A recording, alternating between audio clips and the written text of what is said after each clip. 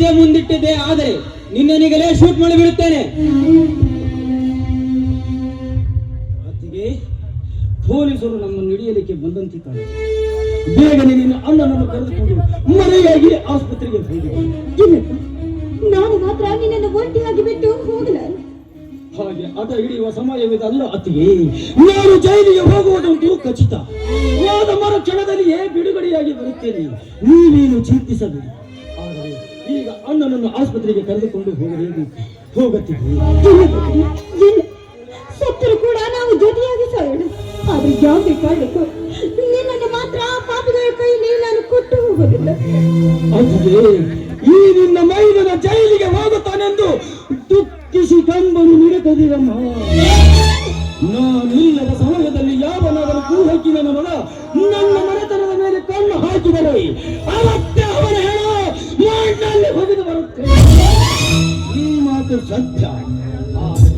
ಈಗ ಅಣ್ಣನನ್ನು ಆಸ್ಪತ್ರೆಗೆ ಕರೆದುಕೊಂಡು ನಾವು ಎಲ್ಲಾದ್ರೂ ಹೋಗಿ ನೆನೆಸ್ಕೊಂಡು ಬಿಡೋಣ. ಕೊಲೆ ಮಾಡಿ ಹೇಡಿಯಂತೆ ಎಲ್ಲಿಯಾದರೂ ತಪ್ಪಿಸಿಕೊಳ್ಳುವುದು ಈ ಗಂಡಸಿನ ಲಕ್ಷಣವಲ್ಲ. ಸಮಾಜಕ್ಕೆ ಅನ್ಯಾಯ ಬಗೆಯುತ್ತಿರುವ ಇನ್ನು ಇಂಥ ನೂರಾರು ಕುಂಡಿಗಳ ಕತ್ತು ಪಂಚಿ ಸ್ವತಃ ನಾನೇ ಶರಮನಿಗೆ ಹೋಗ್ತೀನಿ. ಬೇಗನೆ ಆಸ್ಪತ್ರೆಗೆ ಅಣ್ಣನನ್ನು ಕರೆದುಕೊಂಡು ಹೋಗಲೇಬೇಕು. ಬೇಗನೆ ಹೋಗಮ್ಮ. ಆದರೆ ಒಂದು ಮಾತು ಹತ್ತಿದೆ. ಯಮುನನ್ನು ಮಾತ್ರ ಸರಿಯಾಗಿ ಹೋಗತ್ತಿಗೆ. ಬೇಗನೆ ಹೋಗಮ್ಮ, ಪೊಲೀಸರು ಈ ಕಡೆ ಬರುತ್ತಿದ್ದಾರೆ. ಹೋಗದಿದ್ದರೆ ಏನಿಗೆ ನನ್ನ ನಾಡಿಯಾಗಿದೆ.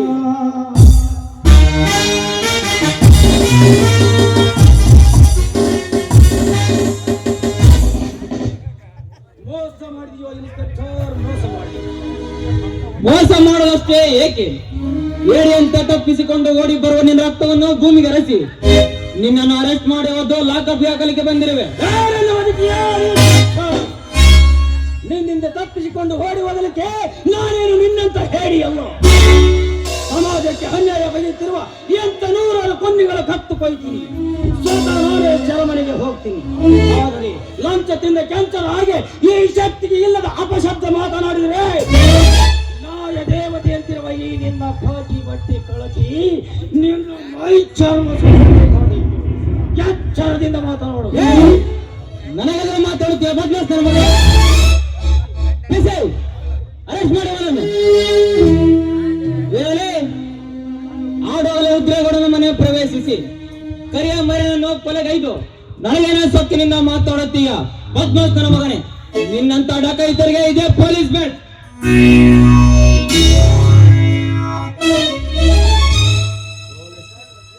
ಇನ್ಸ್ಪೆಕ್ಟರ್, ಲಂಚ ನಿನ್ನಂತ ಈ ಹೊಡೆತ ನನಗೆ ತೃಣ ಸಮಾನ. ಲಂಚಕ್ಕಾಗಿ ಕೈವಟ್ಟುವ ಈ ನಿನ್ನ ಹೊಡೆತ ನನಗೆ ತೃಣ ಸಮಾನ. ನೀನೊಬ್ಬ ನಿಷ್ಠಾವಂತ ಅಧಿಕಾರಿಯಾಗಿದ್ದರೆ ಮೊದಲಿನಿಂದಲೂ ನ್ಯಾಯ ಅನ್ಯಾಯಗಳನ್ನು ವಿಚಾರಿಸಬೇಕಾಗಿತ್ತು. ಆಧಾರವಿಲ್ಲದೆ ನನ್ನನ್ನು ಕಂಬಕ್ಕೆ ಕಟ್ಟಿ ಹಾಕಿ ಮೈ ತುಂಬ ಬರೆ ಹೇಟ ಹಾಕಿ ರಕ್ತ ಹರಿಸಿ ಒಂದು ಕಣ್ಣನೆ ಕಿತ್ತನಲ್ಲ ಆ ನೀಚ ಗೌಡ. ಆಗ ಎಲ್ಲಿ ಹೋಗಿತ್ತು ಈ ನಿನ್ನ ಪೊಲೀಸ್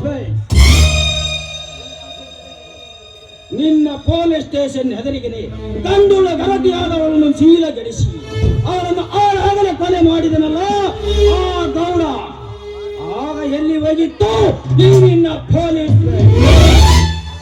ಅವನ ಆಸೆ ತೋರಿಸಿ ಬರ ಹೆಂಡಂದಿರನ್ನೇ ರಂಡತನ ಮಾಡಿ ನಾನೇ ಪುಂಡನೆಂದು ನಿನ್ನ ಜೊತೆಯಲ್ಲಿ ಸ್ನೇಹ ಕಟ್ಟಿ ಮೆರೆಯುತ್ತಿದ್ದಾನಲ್ಲ ಆ ನೀಚ ಗೌಡ. ಆಗ ಎಲ್ಲಿ ಹೋಗಿತ್ತು ಈ ನಿನ್ನ ಪೊಲೀಸ್ ಅದನ್ನೆಲ್ಲ ಕಾಲ ಕೆಳಗೆ ಹಾಕಿ ಕುಳಿತು ಆ ಗೌಡ ಕೊಟ್ಟ ಲಂಚದ ಆಸೆಗೆ ನೀ ಚಂಚನಾಗಿ ನೀ ದೊಡ್ಡ ಈ ಪವಿತ್ರ ತಾಯಿಯನ್ನೇ ಲಂಚಕ್ಕೆ ಕೈ ಒಡ್ಡಿಸಿದೆಯಲ್ಲ. ನೀನೆಂತ ಬಂಡ ಸೋಳೆಯ ಮಗ.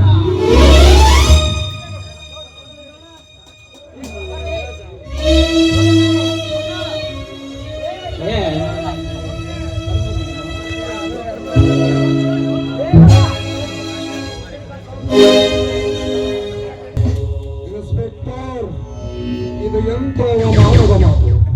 ಶಕ್ತಿ ಕಾನೂನು ಕಾಪಾಡುವ ಒಬ್ಬ ನಿಷ್ಠಾವಂತ ಅಧಿಕಾರಿಗೆ ಉತ್ತರದಿಂದ ಮಾತನಾಡುವ ಮಗನೇ ಬೀಗಿರ್ಗೆ ಮಾತನಾಡು. ಇಲ್ಲದಿದ್ದರೆ ನಿನ್ನನ್ನು ಒದ್ದು ಒಳಗೆ ಹಾಕಿ ಸಾಯುವವರೆಗೆ ಜೈಲಿನಲ್ಲೇ ಕೊಳವಾಗಿ ಮಾಡಿಬಿಟ್ಟನು. ಎಚ್ಚರ!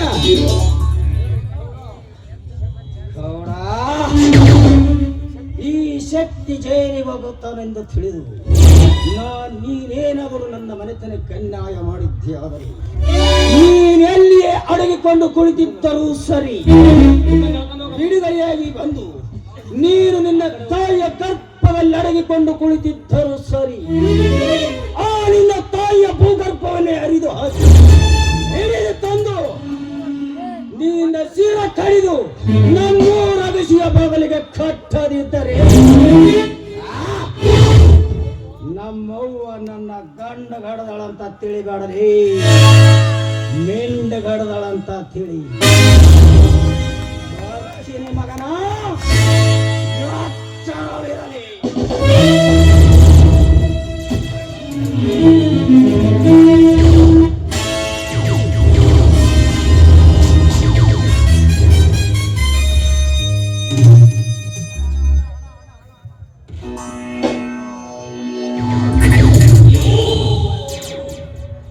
ಇನ್ಸ್ಪೆಕ್ಟರ್, ತೆಗೆದುಕೊಳ್ಳಿ ಈ ಹಣ.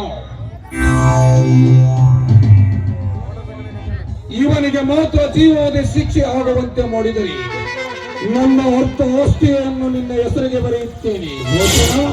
ಓಕೆ, ಆಯ್ತು ಗೌಡ್ರೆ, ನಾನಿನ್ನು ಬರುತ್ತೇನೆ.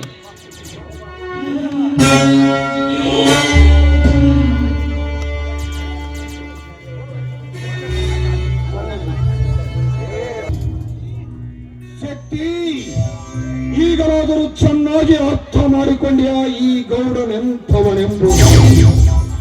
ನಿನ್ನನ್ನು ಆಸ್ಪತ್ರೆಯಿಂದ ಬಿಡುಗಡೆಯಾಗಿ ಬರುವುದಾಗಿ ನನ್ನ ಸೇಡಿನ ಪ್ರಾಣ ಉಡುವೆ ನಿನ್ನ ಹೆಂಡತಿ ಅತ್ತಿಗೆಯರ ಮೇಲೆ.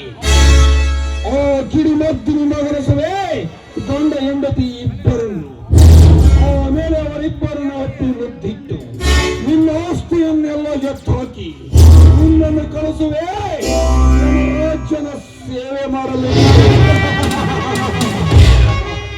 ಅಲ್ಲಿಗೆ ಮುಕ್ತಾಯವಾಗುತ್ತದೆ ನನ್ನ ನಾಟಕದ ನಾಂದೆ.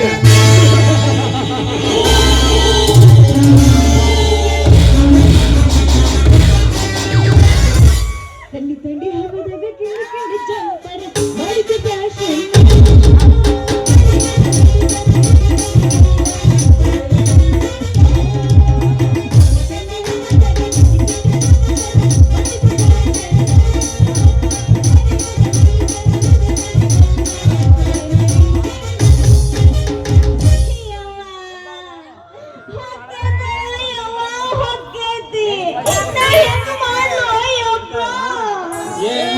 ಏನು ಗೊತ್ತಾಯ್ತು? ಎಮ್ಮಿ ಹೊಕ್ಕೈತು ಮರಯ್ಯ, ಎಮ್ಮಿ ಹೊಕ್ಕಬಿಟ್ಟೈತಿ. ಎಮ್ಮಿ ನಿನ್ನ ಹೊಟ್ಟೆಲೊಂದು ಪುಟ್ಟ ಕರುವಿದೆ, ಆ ಕರುವಿಗಾಗಿ ಬಾಲಿ ಕಾಡಿದೆ. ಎಮ್ಮಿ ನಿನ್ನ ಹೊಟ್ಟೆಲೊಂದು ಪುಟ್ಟ ಕರುವಿದೆ, ಆ ಕರುವಿಗಾಗಿ ಬಾಲಿ ಕಾಡಿದೆ. ನೀನು ಆಡಿ ಬೆಳೆದಂತ ಬಾದಿಯಲ್ಲಿದೆ, ಬಾದಿಯಲ್ಲಿದೆ. ನಿನ್ನ ನಗುವಿನಾಟ ನೋಡಿ ಎಮ್ಮಿ ಕಾದಿದೆ. ಎಲ್ಲ ಜನ್ಮದಲ್ಲಿಯೂ ಒಳ್ಳೆ ಎಮ್ಮೆ ಆಗುಲಿ.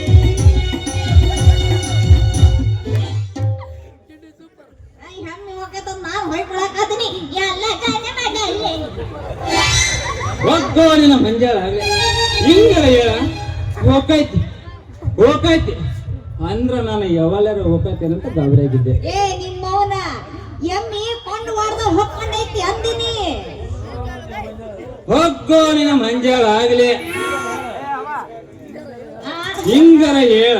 ಹಂಗ ಹೇಳಿದ್ ಮತ್ತ ನೀನು ಹಂಗ ಹೇಳಿದೆ, ನಾನು ಹಿಂಗ್ ಬಂದೆ. ನಾ ಯಾವಾಗಾರ ಹೋಗೈತೆ ಎಷ್ಟು ಗಾಬರಿ ಆಗಿದ್ದೆ. ಏನಂದಿ? ಹೂ ಮರ ಹುಡುಗಿ ಹೂ ತರ್ತಾಳಂತ ನಾ ಅಲ್ಲಿಂದ ಬರಾಸಿಲ ಗಾಡಿ ಓಡ್ಸ್ಕೊಂಡ್ ಬಂದ್ರ ಒಯ್ಕೊಂತ ನಿಂತು ಬಿಟ್ಟಿ ಅಲ್ಲ. ಯಾಕ ಇನ್ನೇನು ಮಾಡ್ಲು ಅಯ್ಯಪ್ಪ, ನಮ್ಮಪ್ಪ ಅದನ್ನ ನಾಳೆ ಮುದುಕ ಈ ಬಡ್ಡಿ ಸಾಲ ಬಿಟ್ಟನ. ಅಲ್ಲಲ್ಲ, ಸಾಲ ಬಡ್ಡಿ ಬಿಟ್ಟನ. ನಂದಕ್ಕೂ ಮಾಡ್ತೇವ ನಿಮ್ಮ ಬಂದೆ ಒಂದ್ ಎಮ್ಮೆ ತಗೊಂಡ ಬಂದನು.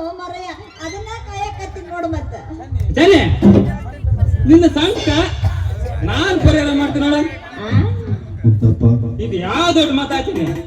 ಪಂಚಾಯಿತಿ ಮೆಂಬರ್ ನಮ್ಮ ಮಾವದನ ಗೋಣಪ್ಪ ಮಾವ ಮತ್ ಕಂಡಪ್ಪ ಅದನ. ಆಮೇಲೆ ಇವರು ಯಾಪ ಅದನ್ನ ಕಂಡಪ್ಪ ಅಂತ ಅರಸರು. ಗಂಡ್ಯಪ್ಪ ಕಂಡಪ್ಪ, ಮಂಜಪ್ಪ, ಗೋಣಪ್ಪ ಈ ಮೂವರು ಮೆಂಬರ್ ನಮ್ ಕೈಯಾಗದಾರ. ಅವ್ರಿಗೆ ಹೇಳಿದ್ರ ಎಮ್ಮೆ ಅವ್ರು ಬಿಡ್ಸ್ಕೊಂಡ್ಬರ್ತಾರ. ಪಂಚಾಯತಿಗೆ ಒಂದು ಅರ್ಜಿ ಹಾಕಿದ್ರೆ ಸಾಕ. ನಿಮ್ಮವನ ನಾನೇನು ನಿಮ್ಮ ಸಹಕಾರ ಹತ್ರ ನೀನು ಆರಾಮಾಗ ಬಿಟ್ಟಿ ಸಾಲ ತಿಂದು ಬದುಕ್ತಾದೆಯಪ್ಪ. ನಾವ್ ಹಂಗಲ್ಲ, ನಮ್ಮ ಸಂಕಟ ನಮಗ ನಿಮಗ ನಿಮಗ. ಏ ನಿನ್ನ ಹುಚ್ಚಿ, ನೀನು ಬಾಳ ದೂರ ಉಳಿದ್ಬಿಟ್ಟು ನೋಡು. ಯಾಕಂತೀನಿ ಏನಪ್ಪ ನಿನ್ನ ಸಂಕಟ ನನಗೆ ನೋಡಾಚನೆ ಅಂತೀನಿ. ಎಷ್ಟೇ ಆಗ್ಲಿ ಗಂಡಿಗೊಂದು ಹೆಣ್ಣು ಜೋಡು ಆದಾಗ್ಲೇ ಒಂದು ಸಂಸಾರ. ಈಗ ನೋಡು ನೀನ್ ಎಷ್ಟು ಸಂಪ್ರೀತಿ ಹೊಡಕೈತೆ ಗುಂಡೆಗಲ್ಲಿ. ಅಲ್ಲಿ ಗುಂಡೆ ಅಡಗಿನ ಗುಂಡೆ ಅದು. ಆ ಬಂಡ ಜಗ ಬಂಡ ನೀನೊಪ್ಪಿರುವೆ ನಿನ್ನ ಕೈಗೆ ಹೂವಿನ ಹಾರ. ಈಗ ಚಳಿ ಸ್ಟಾರ್ಟ್ ಆಗಿದೆ, ಒಂದು ಬಗೆ ಬಿಡಿಸ್ಕೊಂಡು ಬರೋದಿಲ್ಲ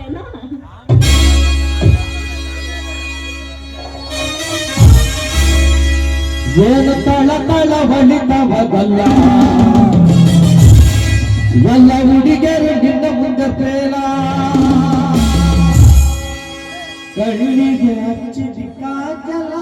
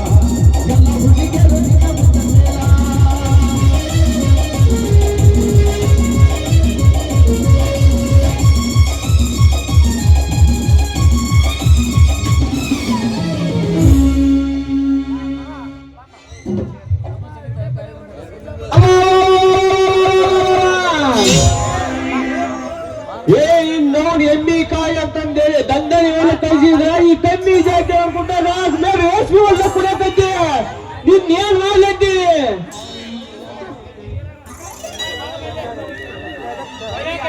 ನಿನ್ನೆ ಕೊಳ್ಳಿಗೆ ಅಕ್ಕ ಬರೋದೊಂದು ಉಳ್ಳತ್ತೋಳ ನಿನ್ ಸಲುವಾಗಿ ಎನ್ನ ಮೊಯ್ಕೇಳ ನಾ ಒಮ್ಮೆ ಟೋಕೆ ಕೈ ಬಿಡ್ಲಿ ಯಪ್ಪ ಯಪ್ಪ ಡ್ಯಾಡಿ ಪಪ್ಪ ನಮ್ಮವನ್ ಗಡ ಫಾದರ್ ಬಿಟ್ಟು ನೋಡು ಹಾಳು ಬಿಡ ಫಾದರ್ ಎಮ್ಳು ಸೊಪ್ಪು ಸೊಪ್ಪು ರಾಕಿಲ್ ಕಣಪ್ಪ ಅದಕ್ಕ ಮತ್ತೆ ತೆಕ್ಕಿ ಬರ್ಕಂದ ಯಪ್ಪ ನಾ ಕುಣಿಯಾಕತ್ತಿಲ್ಲ ಯಪ್ಪ ಮತ್ತೆ ನಾನು ತೆಕ್ಕಿ ಬರ್ಕಂಡ್ ಹೇಳಕತ್ತಿದ್ದೇನ ನೀನ್ ನಾನು ಇಲ್ಲಿ ಪಪ್ಪ ಅದ ಎಮ್ಮಿ ಬಿಡಿಸ್ಕೊಡು ಅಂತ ಹೇಳಕತ್ತಿದ್ದ. ಏನಾಯ್ತು ನಿನ್ನ ಎಮ್ಮಿಗೆ? ಬಿಡಿಸ್ಕೊಟ್ಟಿನಿ ಎಮ್ಮೆ ನಾನ್ ಬಿಡಿಸ್ಕೊಟ್ಟಿನಿ. ಏನಕತಿ ನನ್ನ ಕೋಣ ಕೂಡ ಬೆದಿ ಬೆಣ್ಣೆ ಎತ್ತು ಕೊಂಡು ಹೊಡ್ಕೋಗಿದ್ದ ನೋಡು. ಏಯಪ್ಪ ಡಾಕ್ಟ್ರ, ನಿನ್ನ ಕೋಣ ನಾನು ಎಮ್ಮಿ ಸರಿಯಾಗಿ ಯಾಕೆ ಇದ್ದಿಲ್ಲ ಅಪ್ಪ? ನಾನು ಯಾಕೆ ತರಕ್ ಹೋಗ್ಲಿ ಅಂದ್ರಿ? ಅಲ್ಲ ನನ್ನ ಕೋಣ ನೋಡಿ ಎಳಗಿನಾಗಿಂದ ಓಡಿ ಬಂತು ನೋಡಿ ನಿನ್ನೆಮ್ಮಿ. ನಾನು ಎಮ್ಮಿ ಕಾಯಕ್ ಹೋದ್ರ ಇವ ಅದಲ್ಲ ಡಾಕ್ಟರ್ಗೆ ಬಿಟ್ಟು ಒಂದು ಕೋಣ ಇಟ್ಕೊಂಡು ಅದ್ರೂ ಸರಿಯಾಗಿ ಬರೆಯಕ್ಕೆ ಹಿಡ್ಕೊಂಡು ಬರ್ತದ ಯಪ್ಪ. ಹಿಡ್ಕೊಂಡು ಸೀದಾ ನನ್ನ ಎಮ್ಮಿ ಸುತ್ತಾನೆ ಅಪ್ಪಿವ. ಎಮ್ಮಿ ನೋಡಿದ್ರೆ ಕೋಣ ಹೆಂಗ್ ಕುಂದಿರ್ತಾವ್ರಿ? ಅಪ್ಪ ನನ್ನ ಕದಕ್ ಚಿಲ್ಕಾನ ಅಲ್ಲಲ್ಲಿ ಏನ ನಿಮ್ಮವ್ರ ಇವನ್ ಕೋಣ ನೋಡಿದ್ ಕುಡುಗ್ಲೆ ನಿನ್ ಎಮ್ಮಿ ಮರಿ ಕರ್ಕೊಂಡ್ ಬರಕ್ ಬರ್ಲಿಲ್ಲ. ಈ ಚಳಿಗಾಲದಿಂದ ಬೇಕಾದಂಗ ಮರಿಗೆ ಹೋಗಿ ಹೊಡ್ಕೊಂಡು ಹೋದ್ರು ಅದನ್ನೇನ್ ಬರಂಗಿಲ್ಲ. ಯಪ್ಪ ಡಾಕ್ಟರ್ ಸಾಹೇಬ, ನೀರ್ ಹಾಕಿ ಮಲ್ಚರಿ ಚುಚ್ಚಿದಂಗ ನನ್ನ ಎಮ್ಮಿ ಚುಚ್ಚಕ್ ಬರವಳ್ಳಿ ಮಗನ. ನಿನ್ನ ಮೂಗ್ದಾರ ಹಾಕಿ ಹಸೋಕೆ ಒಳಗೆ ಇಟ್ಕ ನಡಿಯ. ನಿಮ್ಮ ನೀನ ಅವ್ನ ಮಾರಿ ನೋಡ್ಕೊಂತ ನಿಂತಿಯಲ್ಲ. ಯಾರೇನು ಯಾರು ಮುಗ್ದಾರು ಅವನೆಮ್ಮಿ ಈ ಮುಗಲಾಗ್ತೀಯೋ ಇವನೆಮ್ಮಿ ಈ ಮುಗಲಾಗ್ತಾಳ ಒಂದು ಗೊತ್ತಾಗೋದಿಲ್ಲ. ಬೆಚ್ಚಗೆ ಮಾಡ್ಲೇನ ಒಂಚೂರು ಬೆಂಕಿ ಹಚ್ಚಿದ್ರೆ ಬೆಚ್ಚಗಾಗುತ್ತಪ್ಪ. ಚೆನ್ನಿ ನನ್ ಕರ್ಕೊಂಡ್ ಹೋಗ್ಬಿಟ್ಟು ಮಕ್ಕಳನ್ನ ಕರ್ಕೊಂಡ್ ಹೋಗ್ಬಿಟ್ಟಲ್ಲ ಯವ್ವ. ಏನ ಮಗನ ಚೆನ್ನ ಏನೋ ಚೆನ್ನಿ ತೆಲಿಗೆ ಪುಡಿ ತಿಕ್ಕಿ ನಿನ್ನಂತೆ ಮಾಡ್ಕೊಂಡೆ ಅಲ್ಲ. ಹೋಗಲೇ ಹೋಗ ಅದ್ ಹೆಂಗ್ ಮಾಡ್ಕೊಂತ ನಾನು ನೋಡೇ ಬಿಡ್ತೇನೆ. ಅಕ್ಕ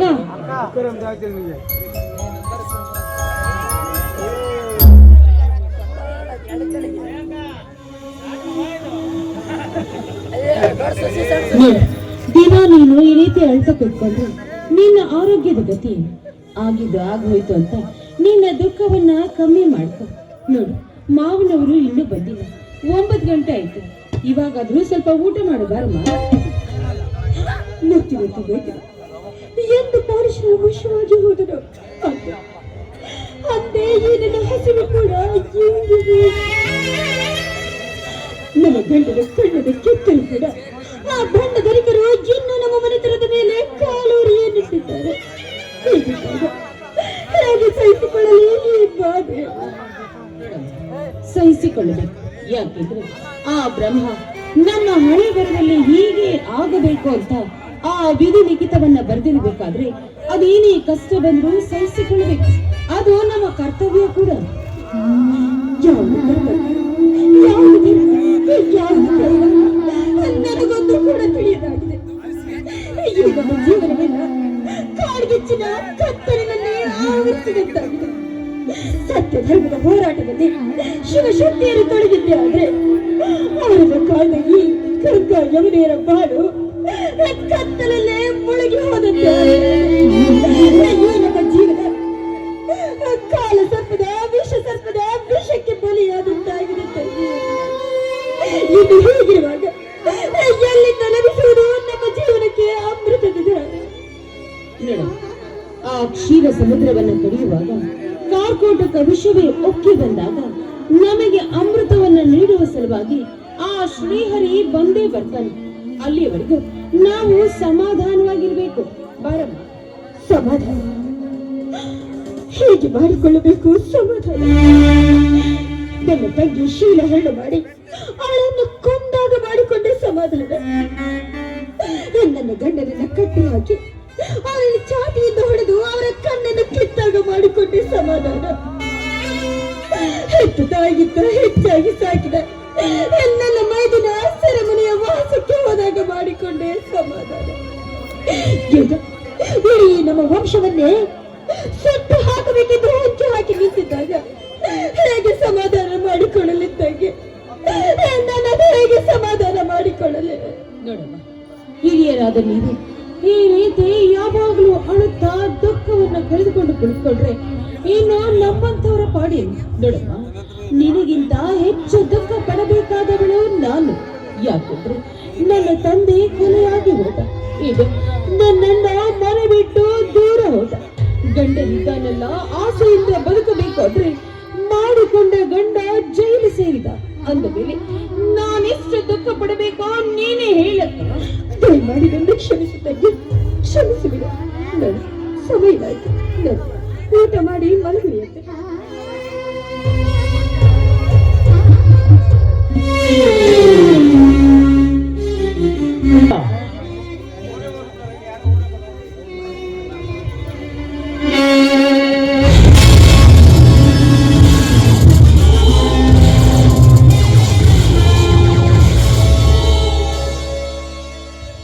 ಗಂಗಾ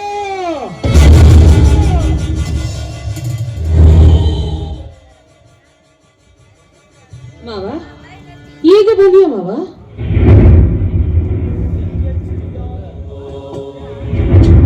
ಬೆಂಕಿ ಹಚ್ಚಿರಿ ಈ ನಿನ್ನ ಸ್ವಾಮಿ ಮಾಮ ಎಂಬ ಶಬ್ದಕ್ಕೆ ಎಲ್ಲರೂ ಮಸೋಣ ಹೋದರೆಂಬಂತೆ ಸದ್ದಿಲ್ಲದ ಕಾಮರಾಟವಾಡಲು ಸಿದ್ಧರಾಗಿರುವಿರ. ಸ್ವಾಮಿ, ಎಂತ ಮಾತನ್ನು ಮಾತನಾಡ್ತಾ ಇದ್ದೀರಿ ನೀವು? ಜಲಗಂಗೆ ಯಮುನೆಯರಷ್ಟೇ ಪವಿತ್ರರಾಗಿರುವ ಈ ಹೆಣ್ಣು ಮಕ್ಕಳ ಶೀಲದ ಬಗ್ಗೆ ಅಲ್ಪವಾಗಿ ಮಾತಾಡಬೇಡಿ ಸ್ವಾಮಿ. ಹೆಚ್ಚಿನ ಕಾಲಿಗೆ ಬಿದ್ದು ನಾನು ಬೇಡ. ಪಾದ ಮುಟ್ಟದರೂ ಏಸಿ ಎಣ್ಣೆ ಪವಿತ್ರ ಗಂಗೆ ಎಂದು ಕಣ್ಣೆದುರಿಗೆ ನಿಮ್ಮಿಬ್ಬರ ನಿಮ್ಮ ಮಿಂಡನೊಡಗೂಡಿ ಗಂಡನಾದ ನನ್ನ ಮುಖಕ್ಕೆ ಕೆಂಡ ಒಗೆದು ಸುಡುತ್ತಿರುವರ ಬಂಡ ರಂಡೆಯರಿ. ಗಂಗಾ, ತಂದೆ ತಾಯಿಗಳಿಲ್ಲದ ತಪ್ಪಲಿ ಮಗುವೆಂದು ನಿನ್ನನ್ನು ನಂಬಿ ನಾನು ಮದುವೆಯಾಗದು. ನನಗೆ ಸರಿಯಾದ ಶಿಕ್ಷೆಯನ್ನು ಕೊಟ್ಟು ಬಿಟ್ಟೆ ಗಂಗಾ, ನನಗೆ ಸರಿಯಾದ ಶಿಕ್ಷೆಯನ್ನೇ ಕೊಟ್ಟು ಬಿಟ್ಟೆ. ಯಾರು ನಿಮ್ಮ ಪ್ರಿಯಕರು? ಮಾವ, ಏನು ಮಾತು ಅಂತ ಮಾತಾಡ್ತಾ ಇದ್ದೀರಾ? ಅಲ್ಲ ಮಾವ, ಅವರು ಯಾರು ಅಂತನೇ ನಮಗೆ ಗೊತ್ತಿಲ್ಲ. ಅಂಥದ್ರಲ್ಲಿ ಏನೋ ಗೊತ್ತಿರದಿರುವ ಈ ಹೆಣ್ಣುಗಳಿಗೆ ಯಾರು ನಿಮ್ಮ ಪ್ರಿಯಕರ ಅಂತ ಕೇಳ್ತಾ ಇದ್ದೀರಲ್ಲ, ನೀವು ಹೇಳ್ತಿರುವ ವಿಷಯವೇನು ಅಂತ ನಮಗೆ ಗೊತ್ತಿಲ್ಲ ಮಾವ. ಗೊತ್ತಿಲ್ಲವೆಂದು ಗತ್ತಿನಾಟ ಹಚ್ಚಿ ನೀ ಪತ್ತಿಗೆ ಮಾಡಿಬಿಟ್ಟೆ ನಿಮ್ಮ ಮನೆಯ ವಂಶ ಜ್ಯೋತಿಯನ್ನು. ಈಗ ನನ್ನ ತಮ್ಮನ ಮಡದೆಯಾಗಿ ಬಂದು ನಮ್ಮೆಲ್ಲರ ಕಣ್ಣಲ್ಲಿ ಮಣ್ಣೆರಚಿ ಗಂಡ ಬಿಟ್ಟ ಗೈಯಾಳಿಯಂತೆ ಬಂಡತನದ ಸೂಳೆಯರ ಮುಸುಕಾಕಿ ಕಳೆದು ಬಿಟ್ಟಿರಿ ನನ್ನ ರೈತ ಮನತನದ ಮರ್ಯಾದೆಯನ್ನು. ಬಾಬಾ, ಎಂತ ಮಾತನ್ನ ಮಾತಾಡ್ತಾ ಇದ್ದೀರಾ ಬಾಬಾ? ನೋಡಿ ಬಾಬಾ, ನಾವು ವೇಶ್ಯರ ಹಾಗೆ ಸೋಗು ಹಾಕಿ ನಮ್ಮ ಗಂಡದರಿಗೆ ಮರಳು ಮಾಡಿ ಅವರ ಜೀವನವನ್ನ ಹಾಳು ಮಾಡುವಂತ ಹೆಣ್ಣುಗಳು ನಾವಲ್ಲ ಬಾಬಾ, ನಾವಲ್ಲ.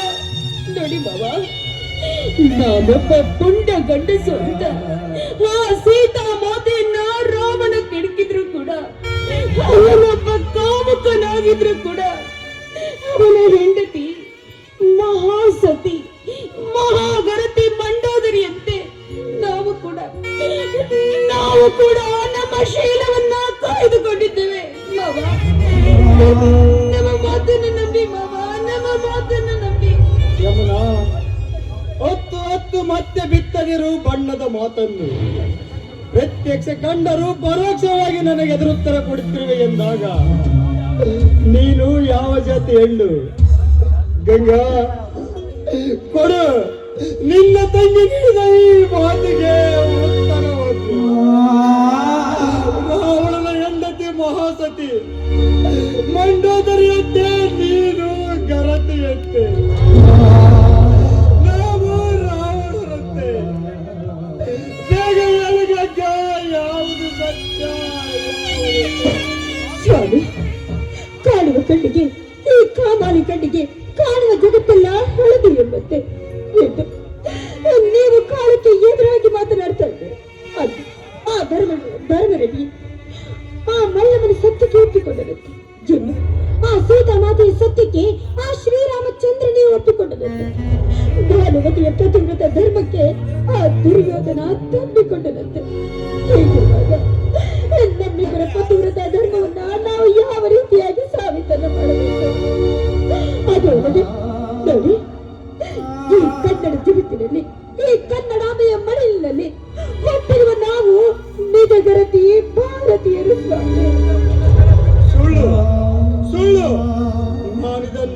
ನಂಬಲಾರೆ. ಪತಿಗೆ ಮೋಸ ಮಾಡಿದ ಪಾಪಿಗಳು ನೀವು. ಏನು ಮಾತೆಲ್ಲ ಮಾತಾಡ್ತಾ ಇದ್ದೀರಾ? ನುಡಿಯಬೇಡ ಸ್ವಾಮಿ ಎಂಬ ಪವಿತ್ರ ಶಬ್ದವನ್ನು. ಯಾಕೆಂದರೆ ಅದು ನನ್ನ ಉರಿಯುವ ಹೊಟ್ಟೆಗೆ ತುಪ್ಪ ಹಾಕಿದಂತಾಗುತ್ತದೆ.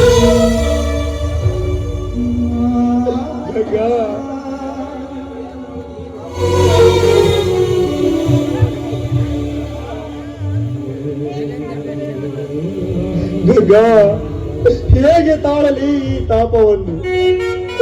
ಒಂದು ಕಡೆ ನನ್ನ ತಮ್ಮ ಜೈಲಿಗೆ ಹೋದ ತಾಪ, ಇನ್ನೊಂದು ಕಡೆ ನಿಮ್ಮಿಬ್ಬರ ಚೆಲ್ಲಾಟದ ತಾಪ. ಈ ಪಾಪವು ತಗಲುವ ಮುನ್ನ ಒಂದೇ ಒಂದು ತುತ್ತು ವಿಷ ಹಾಕಿಕೊಂಡಿದ್ದರೆ ಸಂತೋಷವಾಗಿ ಸಾಯುತ್ತಿದ್ದೆ.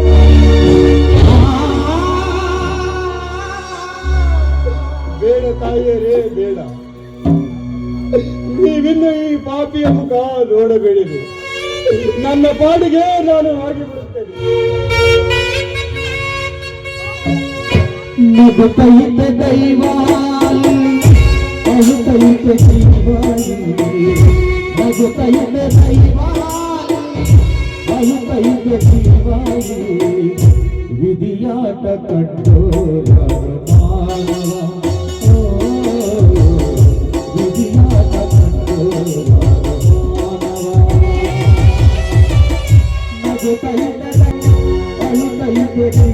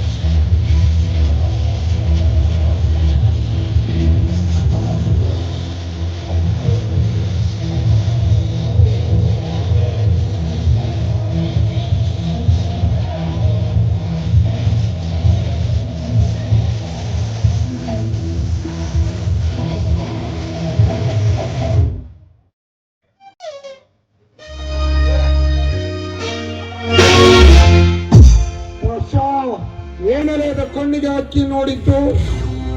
ನಾನು ನೋಡಕ್ ಬಂದ್ರಿ ಮಾಡಕ್ ಬಂದಿದ್ದೆ. ಏನಲ್ಲಿ ಅದು ಏನಾದ್ರು ಮಾಡೋದು ಬೆಚ್ಚ ಇಲ್ಲದ ತರ ನಿನ್ನ ಕೊಚ್ಚಾಕಿ ಬಿಡುತ್ತೆ. ಸಿಟ್ಟು ಹೇಳ್ಬಾರು ಕಾರಣ ಮೊನ್ನೆ ಅವರ ಮೈಯಾಗ ಆರಾಮಿಲ್ಲ ಅಂತಂದು ಹೇಳಿ ಕಳ್ಸಿದ್ರು. ಅದಕ್ಕೆ ಇವತ್ತು ಮಾಡೋಣ ಅಂತ ಬಂದಿದ್ದೆ. ಲೇ ತಲಟಿ, ಲೇ ಹುಚ್ಚ ಮುಂದೆ ಡಾಕ್ಟ್ರ, ಅವರು ಇಂಥ ಸೆಕ್ಸ್ ಪಿಕ್ಚರ್ನಾಗ ಸಿಗ್ತಾರೇನು? ಸೀದಾ ಮನೆಗೆ ಹೋದ್ರೆ ಸಿಗ್ತಾರೇನಪ್ಪ. ಮನೆಗೆ ಹೋಗಿ ಸರಿಯಾಗಿ ಮಾಡಿ ಬಂದ್ಬಿಡ. ತಲಟಿ, ಇಲ್ಲಿ ಗಲಾಟೆ ಅಂತಂದೇಳಿ ಮನೆಗೆ ಹೊಂಟಂದ್ರಿ ಅಪ್ಪ. ಏ ಡಾಕ್ಟರ್, ಗೌರ್ ಎಷ್ಟೇ ಆದ್ರೆ ಅಷ್ಟು ಮಾಡಲು ಅವಿವೇಕಿ. ಏ ಡಾಕ್ಟರ್, ಮಾತನ್ನ ನಾನು ಹೇಳುತ್ತೇನೆ. ಹೋಗಿ ಅವರಿಗೆ ಸರಿಯಾಗಿ ಇಂಜೆಕ್ಷನ್ ಮಾಡಿ ಬಂದು ಬಿಡು. ತಮ್ಮ ಕಾರಣ ಈ ಡಾಕ್ಟರ್ ಸೂಜಿ ಅಂದ್ರ ಯಾವಾಗ ನೋಡಿದ್ರೆ ಬರೀ ಮಂಡನ ಇರ್ತೈತಿ. ಅದ ಮಂಡ ಸೂಜಿ ತಗೊಂಡು ಅವ್ವರಿ ಮಾಡಿದೆ ಅಂದ್ರ ಬಹಳ ತ್ರಾಸ ಆಕತಿ. ಅದಕ್ಕ ನಾನು ಹೋಗಲ್ಲಿ ಡಾಕ್ಟರ್ ಜೊತೆಗೆ ಅವ್ವರು ಹಿಡ್ಕತಾರ ಹೋಗಿ. ಇಂಥ ಸಂದರ್ಭದಲ್ಲಿ ಗೊಡ್ಡ ಮಾತನಾಡಿ ದಡ್ಡಿ ಸೇರಬೇಡ ಪುಕ್ಕ ನನ್ನ ಮಗನೇ. ಆ ಡಾಕ್ಟರ್ ಒಬ್ಬನೇ ಹೋಗಲಿ. ಲೇ ಬಸ, ಹೋಗ ಅವರನ್ನು ಸರಿಯಾಗಿ ನೋಡು. ಆಯ್ತ್ರಿ, ಸರಿಯಾಗಿ ನೋಡಿ ಸರಿಯಾಗಿ ಮಾಡ್ಬಿಡ್ತಾನೆ. ಅಂದ್ರೆ ಇದರ ಅರ್ಥನ ತಿಳಿಯೋದು ಬಿಡ್ರಿ ನನಗೆ. ತಿಳಿಸಿ ಹೇಳಬೇಕೆಂದೇ ಇಂದು ಎಲ್ಲರನ್ನು ಕರೆಸಿದ್ದು ತಲಟಿ. ಅಂದು ನನ್ನ ಹತ್ತಿರ ಸಾಲ ಒಯ್ದು ನಿನ್ನ ಸಾಲವನ್ನು ಹಾಗೆ ಕೊಟ್ಟಿದ್ದೇನೆ ಎಂದು ಸೊಕ್ಕಿ ನಿನ್ನ ಮಾತನಾಡಿದನಲ್ಲ, ಸತ್ಯಜೀತನ ಮನೆಗೆ ಅದು ಬೇರೆಯೇ.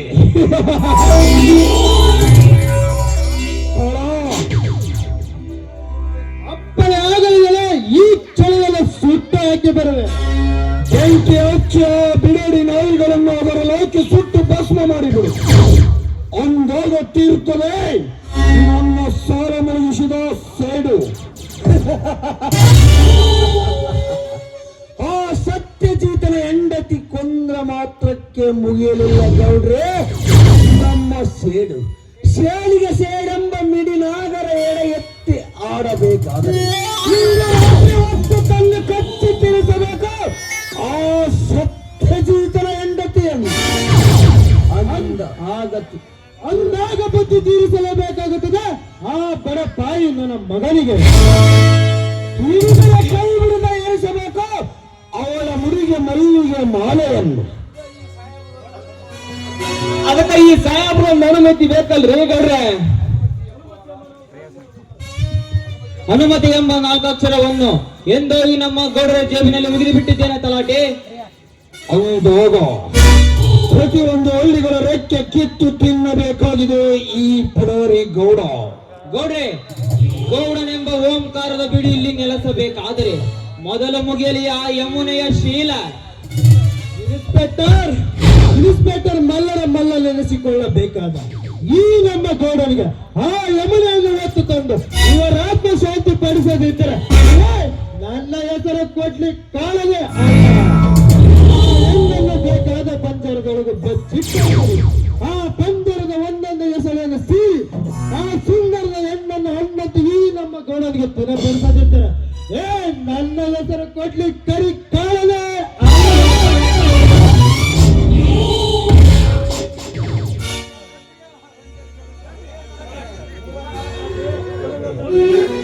ಮುಗ್ದಂಗ ಆತಲ್ರಿ ಅಪ್ಪ ರಂಟಿ ಮಗನ ಕೆಲಸ. ಅದು ಮುಗಿಯುವುದರೊಳಗಾಗಿ ಇನ್ನೊಂದರನ್ನು ಒತ್ತು ಉರಿಯುತ್ತಿದೆ ತಲಟಿ ನನ್ನ ಮನಸ್ಸಿನ ಧಾವಾಗ್ನಿ. ನಾಗಕೋಳರಿಂದ ಬೀದಿ ಪಾಲಾದ ಯಮುನೆ ನಿತ್ತರು ಮುತ್ತಿಗೆ ಹಾಕಿ ಎತ್ತಿ ಕುಡಿಸಬೇಕಾಗಿದೆ ನನ್ನ ಮಾಂಸಕ್ಕೆ. ಅಂದಾಗ ತೀರ್ತದೆ ನನ್ನ ಕಪಟ ನಾಟಕ. Very good. ಅಂತೂ ನನ್ನ ಆಸೆ ಎಂಬ ವಿಮಾನ ಹೇರಿದಂತೆ ಕಾಣುತ್ತದೆ. ಆ ಗೌಡ ನನ್ನಿಂದ ಬೇಕಾದಷ್ಟು ಕೆಲಸ ಮಾಡಿಸಿಕೊಂಡು ಈ ಗೌಡನ ಸೊಕ್ಕು ಮುರಿಯಬೇಕಾದರೆ ಇಂದು ರಾತ್ರಿ ಹೊತ್ತೊಯ್ಯಬೇಕು ಅವನ ಮನೆಯಲ್ಲಿದ್ದ ಹಣ ಆಭರಣ. ಅಂದ ಆದಾಗ ಬುದ್ಧಿ ಬರುತ್ತದೆ ಈ ಸ್ವಚ್ಛೇರಿದ ಕಾರಣಕ್ಕೆ. ಅದನ್ನೆಲ್ಲ ನಾ ದೋಚಿಕೊಂಡು ಇವನಿಗೆ ಮುಂಚಿತವಾಗಿ ಮಂಚವನ್ನೇರಬೇಕು ಆ ಯಮುನಿಯನ್ನು ಕಂಡು. ಗೌಡ್ರೆ, ಇವತ್ತಿನ ಪಾರ್ಟಿ ಅಂತ ನಮ್ಮ ಸಾಹಸಕ್ಕೆ ತಕ್ಕಂತೆ ಮೂಡಿ ಬಂದಿತ್ತಲ್ಲ, ಅದಕ್ಕೆಲ್ಲ ನಿಮ್ಮ ಸ್ನೇಹ ಕಾರಣ. ಇದೇ ರೀತಿ ನಮ್ಮ ಸಾಹಸ ಮುಂದುವರಿದರೆ ಸರ್ಕಾರವನ್ನೇ ಕೈಗೆತ್ತಿಕೊಳ್ಳಬಹುದು ನಾಗರಾಜ್. ಆ ಸದಾ ಅವಕಾಶ ದೊರೆಯುವ ಕಾಲ ತೀರ ಸಮೀಪವೆಂದು ತಿಳಿದುಕೊಳ್ಳಿ ಗೌಡ್ರಿ. ಅಂದರೇನು ನಾಗರಾಜ್ ನಿನ್ನ ಮಾತಿನ ಅರ್ಥ? ಈಗ ನಮ್ಮ ಫ್ಯಾಕ್ಟರಿಯಲ್ಲಿ ಕೆಲಸ ಮಾಡುತ್ತಿರುವ ಕಾಳುಗಳೇ ದೊಡ್ಡ ರೌಡಿಗಳಿದ್ದಾರೆ. ಬೇಕಾದಷ್ಟು ಕೊಲೆಯಾದರೂ ದಕ್ಕಿಸಿಕೊಳ್ಳಲಿಕ್ಕೆ ನಮ್ಮತ್ತಿರುವ ಪೊಲೀಸ್ ಇನ್ಸ್ಪೆಕ್ಟರ್ ರವಿ ಇದ್ದ. ಆದ ಕಾರಣ ಹಾಳುಗಳಿಗೆ ಮೊಹರಮಿ ಬೋನಸ್ ಅಂತ 1 ಲಕ್ಷ ಹಣ ಅಡ್ವಾನ್ಸ್ ಕೊಟ್ಟು ಬಿಡ. ಆಗ ಆ ಹಾಳು ನಮ್ಮ ಕೈಕೀಲಿಯಾಗಿ ಸಿಕ್ಕಾಗ ಅವರಿಂದಲೇ ಸರ್ಕಾರವನ್ನು ನಡಗಿಸಿ ಬಿಟ್ಟರಾಯಿತು. ಏಕೆ ಶ್ರೀಮಂತರ? ಗುಡ್ ಭಯ್ಯ. ಸ್ನೇಹಿತರಂದರೆ ಹೀಗಿರಬೇಕು. ಮಾಡಿ ಮನೆಗೆ ಹೋಗಿ ಚೆಕ್ ಬರೆದು ಕೊಡುತ್ತೇನೆ. ಆಯಿತು, ಬನ್ನಿ ಗೌಡ್ರೆ.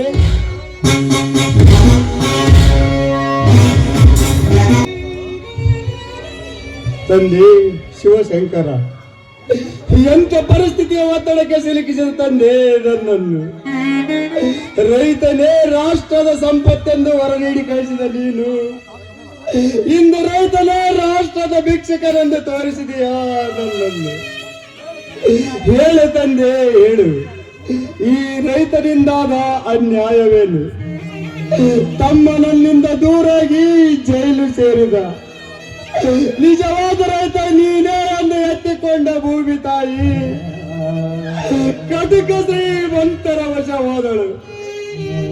ಹೇಗೆ ಸಹಿಸಿಕೊಳ್ಳಲಿ ತಂದೆ ಈ ಸಂತಾಪದ ಬಾಧೆಯನ್ನು? ಈ ಸಂತಾಪದ ಕತ್ತಲೆ ಒಳಗೆ ಧುಮುಕಿ ತೆರೆ ಮುಟ್ಟಿ ಗಂಡನ ಹೆಸರು ಕಿತ್ತಗೆದು ಮಿಂಡನ ವಶವಾದರು ನನ್ನ ಹೆಂಡತಿ. ಇದೆಲ್ಲ ಅವಮಾನದ ಅವಸ್ಥೆ ನನಗೆ ಕೊಡುವುದಕ್ಕಿಂತ ಆ ಯಮನ ದಾರಿ ತೋರಿಸಬಾರದೇನು?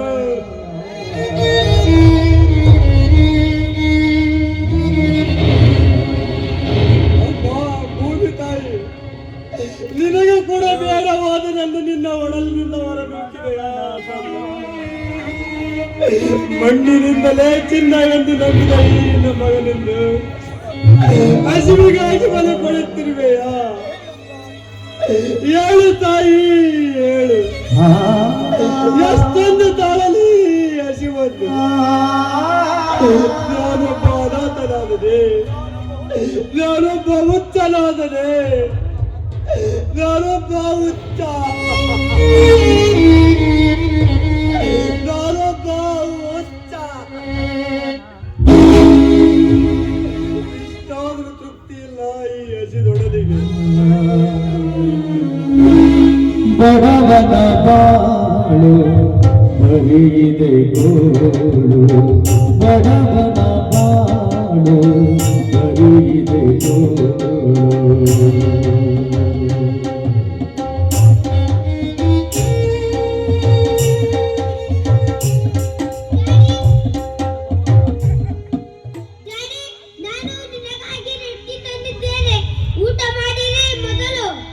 ಏನಪ್ಪ, ನನಗೆ ನೀನು ಊಟ ತಂದಿದ್ದೀಯ? ಎಂತ ಪಾಪಿಗೆ ಉಪಕಾರ ಮಾಡೋದಕ್ಕೆ ಬಂದಿರ್ಬೇಕಂದ? ಅಪ್ಪ ಎಂದು ಈ ಹುಚ್ಚನಿಗೆ ಕರೆಯಬೇಕಾದರೆ ನೀನಂತೆ ಪುಣ್ಯವಂತನ ಮಗನಪ್ಪ. ನಿನಗಿಂತ ನನ್ನ ಹೊಟ್ಟೆಯನ್ನು ಹೆಚ್ಚಿನದಲ್ಲ. ಇದನ್ನು ನೀನೇ ಊಟ ಮಾಡು.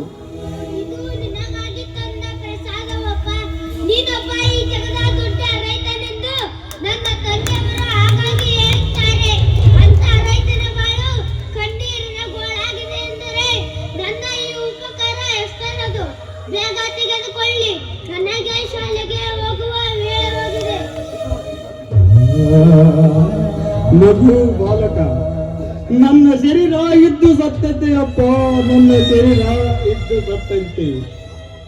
ನಿನ್ನ ಈ ಋಣವನ್ನು ನನಗೆ ಈ ಜನ್ಮದಲ್ಲಿ ತೀರಿಸಲು ಸಾಧ್ಯವಿಲ್ಲ ಅಪ್ಪ, ಸಾಧ್ಯವಿಲ್ಲ. ನಿನ್ನ ಋಣದಲ್ಲಿ ಏನ ಸಾಯಿವೆ, ಕ್ಷಮಿಸಿಬಿಡೋ ನನ್ನನ್ನು. ನಾನು ನಿನಗೆ ಎಷ್ಟು ಉಪಕಾರ ಮಾಡಿದರೂ ನಮ್ಮ ಋಣ ತೀರುವುದಿಲ್ಲವೆಂದು ನನ್ನ ತಂದೆಯವರು ಹೇಳುತ್ತಿರುವಾಗ ನೀನು ನನಗೆ ಮಾತನಾಡುವುದೇ? ಬೇಗ ಊಟ ಮಾಡಿರಿ, ನಾನು ಬರ್ತೀನಿ.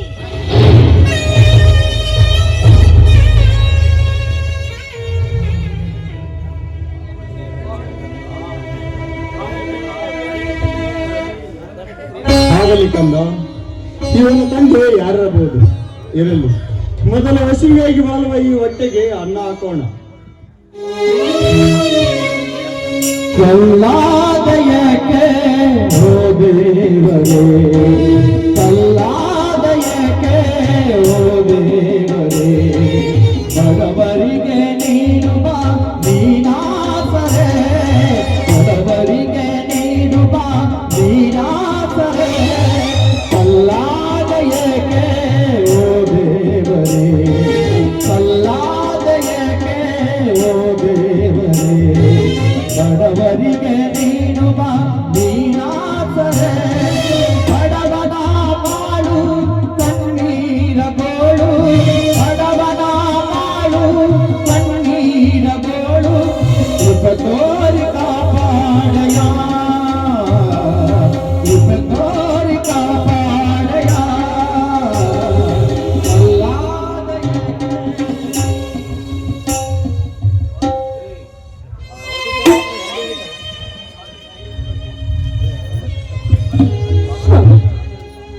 ಕೈಯಲ್ಲಿರುವ ರೊಟ್ಟಿಯನ್ನು ಈ ರೀತಿ ಹೇಳಿದ್ದೀರಿ. ಏಕೆ ನನ್ನನ್ನು ಈ ರೀತಿ ನೋಡ್ತಾ ಇದ್ದೀರಿ? ನಾನು ನಿಮ್ಮ ಸತಿ ಗಂಗ ಬಂದಿದ್ದೀರಿ ಸ್ವಾಮಿ. ಯಾರಮ್ಮ ನೀನು? ಸ್ವಾಮಿ ಎಂದು ಯಾರನ್ನು ಖಾತರಿ ಹುಡುಕುತ್ತೇವೆ? ನಾನೊಬ್ಬ ಈ ಜಗದ ಹುಚ್ಚ, ನನ್ನೊಬ್ಬನ ಬಿಟ್ಟು ಬೇರೆ ಯಾರೂ ಇಲ್ಲ ಇಲ್ಲಿ. ಸ್ವಾಮಿ, ಇಂಥ ಚುಚ್ಚು ಮಾತುಗಳಿಂದ ನನ್ನ ಮನಸ್ಸನ್ನು ಮತ್ತಷ್ಟು ಚುಚ್ಚು ನೋಯಿಸಬೇಡಿ ಸ್ವಾಮಿ. ಇದೆಲ್ಲ ಆ ಗೌಡನ ಕಾರಿಸ್ತಾರೆ. ಇದನ್ನು ತಿಳಿಯದ ನೀವು ಈ ನಮ್ಮ ಸಂಸಾರವನ್ನು ನುಚ್ಚು ನೂರು ಮಾಡುವಿರಿ. ಹೇಳಿ ಸ್ವಾಮಿ, ಹೇಳಿ. ಸಂಸಾರದ ಶಿಲುಬೆಯನ್ನು ಕಿತ್ತು ಬಿಸಾಕಿರುವ ಈ ತಿರುಕನಿಗೆ ಮತ್ತೆ ಹೊಸದಾರ ಪೋಣಿಸ್ ತೊಡಸ್ಕೊ ಹಾಕುವೆಯಾ? ಸತಿಯನ್ನು ಕಳೆದುಕೊಂಡು ಪಿತ ಪರಮಾತ್ಮನ ಸೇರುವುದೊಂದೇ ಈ ಹುಚ್ಚ ತಿರುಕನ ದಾರಿ. ಹೋಗಮ್ಮ, ಒಂದು ಕ್ಷಣ ಕೂಡ ನೀನು ಇಲ್ಲಿ ನಿಲ್ಲದೆ ನಿನ್ನ ದಾರಿ ನೀ ನೋಡಿಕೋ, ಹೋಗು. ಸ್ವಾಮಿ, ಹುಟ್ಟಿದ 3 ವರ್ಷಕ್ಕೆ ತಂದೆ ತಾಯಿಗಳನ್ನು ಕಳೆದುಕೊಂಡೆ. ಗಂಡನೇ ದೇವರು ಎಂದು ತಿಳಿದು ಪ್ರತಿನಿತ್ಯ ಈ ನಿಮ್ಮ ಪಾದ ಸೇವೆಯನ್ನು ಮಾಡ್ತಾ ಬಂದೆ. ಆದ್ರೆ ಈಗ ನನ್ನನ್ನು ಯಾವ ದಾರಿಗೆ ತೋರಿಸುತ್ತೀರಿ ಸ್ವಾಮಿ? ಯಾವ ದಾರಿಯನ್ನು ತೋರಿಸಿದರೆ? ಗಂಡನ ಕಣ್ಣಿಗೆ ಮಣ್ಣು ಮಿಂಡನ ಕೈ ಹಿಡಿದುವ ಬಂಡ ಹೆಣ್ಣುಗಳಿಗೆಷ್ಟಿಲ್ಲ ದಾರಿ. ಪತಿಯೇ ಪರಮಾತ್ಮನೆಂದು ಪೂಜಿಸುವ ನಟನೆ ಮಾಡಿ ವಿಟ ಪುರುಷನ ಸಂಘ ಬೇಯಿಸಿದ ಹೆಣ್ಣುಗಳಿಗೆಷ್ಟಿಲ್ಲ ದಾರಿ. ಹೆಂಡತಿ ಗಂಡಸು ಮನೆ ಬಿಟ್ಟು ಹೋದನೆಂದು ಮನೆಗೆ ಮಿಂಡನನ್ನು ಬರಮಾಡಿಕೊಂಡು ಗಂಡ ಬಂದೊಡನದ ನಾನು ಮಹಾಗರತಿಯನ್ನು ಹತ್ತು ಹತ್ತು ಹತ್ತಿರ ನಿನ್ನಂತ ಮಹಾಗರತಿಗಳಿಗೆಷ್ಟಿಲ್ಲ. ಹೋಗು, ನೀನು ಭಾಷಣ ನಿನ್ನ ಮಿಂಡನಡೆಗೆರೆಗೆ ಬಿತ್ತು ಬೇಡಿಕೋ, ನನ್ನ ಜೀವನ ಉದ್ಧಾರ ಮಾಡೆಂದು. ಸುಮ್ಮನೆ ಹತ್ತು ಕಲ್ಲಾಗಿ ನಿಲ್ಲಬೇಡ ಈ ಗೊಲ್ಲ ಮೂರ್ತಿ. ಒಳ್ಳೆಯ ಬಳಿ ಈ ಶಕ್ತಿ ರೂಪವಾಗಿ ಬೆಳೆದಿದೆ. ನೀವು ಈ ನಿಮ್ಮ ಸತಿಯ ಮೇಲೆ ಅನುಮಾನವನ್ನು ಪಡೆದಿದ್ದೀರಿ. ಆ ಕೌರವರಿಂದ ಪಾಂಡವರು ತನ್ನ ಸತಿಯನ್ನೇ ಇಟ್ಟು ಸೋತು ವನವಾಸಕ್ಕೆ ಹೋದದ್ದು ನಿಮಗೆ ತಿಳಿದಿರುವುದು. ಅದೇ ರೀತಿ ಆ ಗೌಡ ಈ ನಮ್ಮ ಸಂಸಾರವನ್ನು ಸರ್ವನಾಶ ಮಾಡಲಿದ್ದು ಮಾಡಿರುವ ಇದೊಂದು ನಾಟಕ ಎಂದು ನಿಮಗೇಕೆ ತಿಳಿಯಲಾರಿದೆ? ದಯಮಾಡಿ ನಿಮಗೆ ಕೈ ಮುಗಿದು ಬೇಡಿಕೊಳ್ತೇನೆ. ಎಂದಲ್ಲ ನಾಳೆ ಆ ಮುರಹರಿ ಬಂದು ಈ ನಮ್ಮ ಸಂಸಾರವನ್ನು ತಿದ್ದೇ ತಿಡುತ್ತಾನೆ. ಈ ಕಾಲಕ್ಕೆ ಎದುರಾಗಿ ನಿಂತಾದ್ರೂ ನೀವು ನನ್ನ ಸತಿಯನ್ನು ಅಪ್ಪಿಕೊಳ್ಳಲೇಬೇಕು.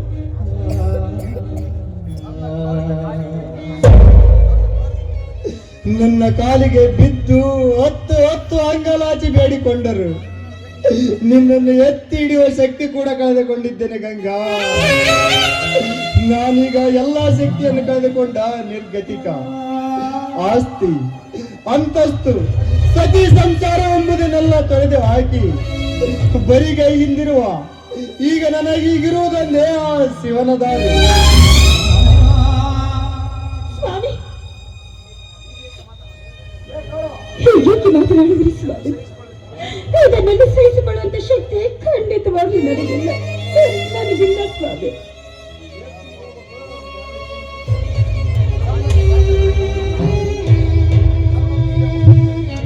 ನನ್ನನ್ನು ಹೀಗೆ ಮುಟ್ಟಿ ಕಟ್ಟಿಸಬೇಡ, ಕಟ್ಟ ಸೂಳೆ ಎಂಬ ಗೋಪುರ.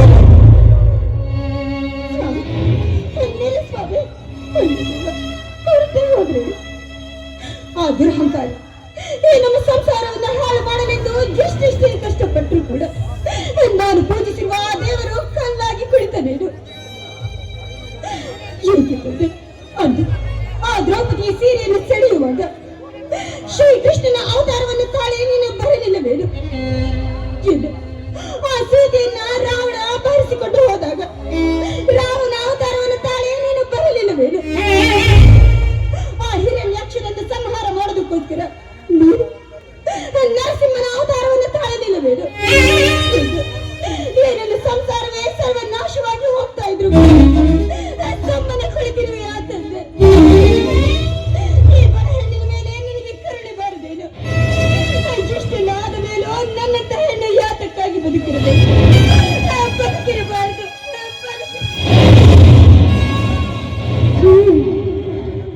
ಘೋರವಾದ ವಿಷಮ ಸ್ಥಿತಿ ನನಗೆ ತಂದೊಡ್ಡಿದೆ. ನನ್ನ ತಂದೆ ಕೊಲೆಯಾಗಿ ಹೋದ, ಇನ್ನು ನನ್ನಣ್ಣ ಮನೆ ಬಿಟ್ಟು ಹೋದ, ನನ್ನ ಪತಿ ಜೈಲು ಸೇರಿದ. ಅಪವಾದವನ್ನು ಹೊತ್ತಿ ನಿರ್ಗತಿಕ ಹೆಣ್ಣು ಈ ಕಾಡಿನಲ್ಲಿ ಕಟ್ಟಿಗೆ ಡಮಾರಿ ಜೀವನ ಸಾಗಿಸುವಂತಾಯಿತು. ಭಗವಂತ, ನಮ್ಮನ್ನು ಕಾಪಾಡುವ ಭಾರ ನಿನ್ನನ್ನೇ ಕೂಡಿದೆಯಪ್ಪ.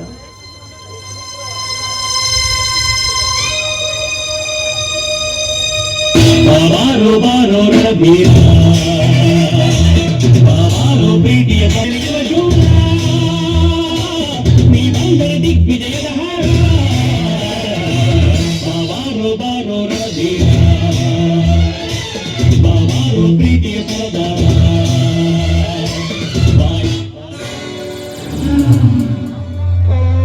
ನಿಲ್ಲಿಸೋ ಗಾಡಿಯನ್ನು.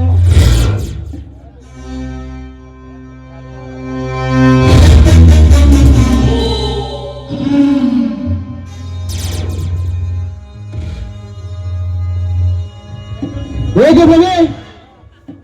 ನನಗೆ ಗೊತ್ತಿಲ್ಲದೆ ನನ್ನ ತೋಟದಲ್ಲಿ ಗರಿ ಬಿಚ್ಚಿ ಆಡಿ ಕುಣಿಯುತ್ತಿದೆಯಲ್ಲ ನಾನು ಬಯಸಿದ ನವಿಲು. ಆ ನವಿಲಿನ ನಡೆಗೆ ಕಂಡು ಗಿಡುಗ ಕೂಡ ಆಡಿ ಬಾಯಿ ಬಿಡುವಂತಿದೆ. ಗರಿಗೆ ಬೆರೆದಾಗ ಅವಳ ಗಿರಿಯೊಳಗಿನ 7 ರೂಪದ ಬಣ್ಣ ವರ್ಣಾಕರವಾಗಿ ಸುತ್ತಿ ಮುತ್ತಿಗೆ ಹಾಕಿ ಬಿಟ್ಟಿದೆ ಕಾಳ ನನ್ನ ಸ್ಮೃತಿ ಪುಟದಲ್ಲಿ. ನೀನು ಸ್ವಲ್ಪ ಗಾಡಿ ತೆಗೆದುಕೊಂಡು ಮರೆಯಾಗಿ ನಿಲ್ಲು. ನಾನು ಆ ಅರಿಯದ ಬಾಲಿಯ ಸುಖ ತೀರಿಸಿಕೊಂಡೇ ಬರುವೆ. ಹೇಗಿದ್ದರೆ ಸುಖ ಪಡೆಯಬೇಕೆಂದ ನಮಗೆ ಹಾಕಿ ಬೇಕಾದಿದ್ದರು ಸುಖಾರಿ ಬೇಟಾಡಲಿಕ್ಕೆ ಬೇಗ ಹೋಗಿ ಕೂಗಿ ಕರೆಯಿರಿ. ನಾ ಇಲ್ಲಿ ಮರೆಯಾಗಿ ನಿಲ್ಲುತ್ತೇನೆ.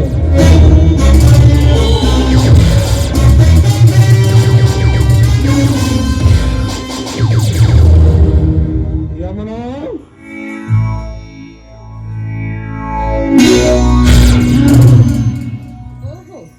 ಶ್ರೀಮಂತ ರುದ್ರೇಗೌಡರು, ನೀವೆಲ್ಲಿ ತನಕ ಬಂದ್ರಲ್ಲ, ಅಂಥದ್ದೇನು ಕೆಲಸ? ಮಹತ್ವವಾದ ಕೆಲಸವಿದೆ ಯಮನೋ. ಬಿಸಿಲಿಗೆ ಬಾಯಾರಿ ಬಂದ ಈ ರಸಿಕನಿಗೆ ಪ್ರೀತಿಯ ಲತೆ ಅಂಚಿನಂತೆ ತುಂಬಿ ಹೊರ ಸೂಸುವ ಈ ನಿನ್ನ ಬಾವಿಯಲ್ಲಿ ನೀರು ಕುಡಿದು ಹೋಗಬೇಕೆಂಬ ಆಶೆಯಿಂದ ಓಡಿ ಬಂದೆ ಅಷ್ಟೇ. ನೋಡಿ ಶ್ರೀಮಂತರೇ, ನೀವು ಆಸೆ ಇಟ್ಟುಕೊಂಡಿರುವುದು ಮಹಾ ತಪ್ಪು. ಯಾಕೆಂದ್ರೆ ಈ ಬಾವಿಯಲ್ಲಿರುವ ನೀರು ಕೇವಲ ನನ್ನ ಪತಿಯ ಪಾದ ಪೂಜೆಗೆ ಮೀಸಲೆಂದು ನೀವು ತಿಳಿದುಕೊಂಡ್ರೆ ನಿಮಗೆ ಒಳ್ಳೆಯದಲ್ಲವೇ? ಆ ನಿನ್ನ ಗುಲಾಬಿ ಮಲ್ಲಿಗೆ ಹೂವಿನ ಸುಭಾಸನಿಗೆ ಎಡೆ ಬಿಚ್ಚಿ ಆಡುವ ನಾನೊಬ್ಬ ತಿಳಿದುಕೋ. ನೋಡಿ, ಪತಿ ಪತಿಯ ಪೂಜೆಗೆಂದು ಮೀಸಲಾಗಿರುವ ಈ ಹೆಣ್ಣು ಪತಿಯೇ ಪರಮಾತ್ಮನೆಂದು ತಿಳಿದು ಆತನ ಸೇವೆಯನ್ನ ಮಾಡಲು ಗರತಿಯಾಗಿ ನಿಂತಿದ್ದಾಳೆ. ಅಂಥದ್ರಲ್ಲಿ ಈ ಹೆಣ್ಣಿಗೆ ಆ ನಿನ್ನ ಮಿಡಿನಾಗರ ಏನು ಮಾಡಲು ಸಾಧ್ಯವಿಲ್ಲ ಶ್ರೀಮಂತರೇ. ನೋಡಿ ತೋರಿಸಬೇಕೆಂದು ಎಡೆ ಬಿಚ್ಚಿ ಓಡಿ ಬಂದೆ ಯಮನೋ. ನೀನಿದ್ದ ಸ್ಥಳವನ್ನು ನೋಡಿ ತುಂಬನ್ನು ನನ್ನ ಮಾತಿಗೆ ಒಪ್ಪಿ ನೀನು ಈ ನನ್ನ ಶೀಲವನ್ನು ಒಪ್ಪಿಸಿದರೆ ಈ ನಿನ್ನ ಗುಲಾಬಿಯಂತಿರುವ ಕಲ್ಲಕ್ಕಿ ಈ ಮಿಡಿನೋಗರ ಕಚ್ಚಿ ವಿಷದ ಚೋಲೆ ಕುಸುಮ ಲೇಪನೆಯನ್ನಾಗಿ ಮಾಡುವೆನು ಎತ್ತರ. ಶ್ರೀಮಂತ, ಎಚ್ಚರದ ಮಾತುಗಳನ್ನ ನೀನು ಮಾತಾಡ್ತಾ ಇದ್ದೀಯ. ಏ ಶ್ರೀಮಂತ, ಎಚ್ಚರ ವೇಳಿ ಗಂಡನೆಯಿಂದ ಒಪ್ಪಿಸಿಕೊಂಡು ನಿಂತು ಕಚ್ಚೆ ತೀರುತ್ತೇನೆಂದು ಮುಂದೆ ಬಂದಿದ್ದೇ ನಿಜವಾದ್ರೆ ನಿನ್ನ ಪಾಲಿಗೆ ಗಂಡು ಗಚ್ಚೆ ಹಾಕಿ ಒನಗೆ ಓಬವನಂತೆ ನಿನ್ನ ರೋಂಡವನ್ನೇ ಕಡಿದು ಹಾಕಬೇಕಾಗುತ್ತದೆ.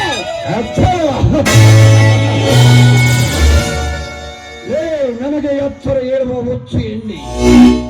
ನಿನ್ನಪ್ಪನು ನಿನ್ನಂತೆ ಹೋರಾಡಿ ಕೊಲೆಯಾಗಿ ಸತ್ತು ಹೋದ ನನ್ನ ಕೈಯಲ್ಲಿ.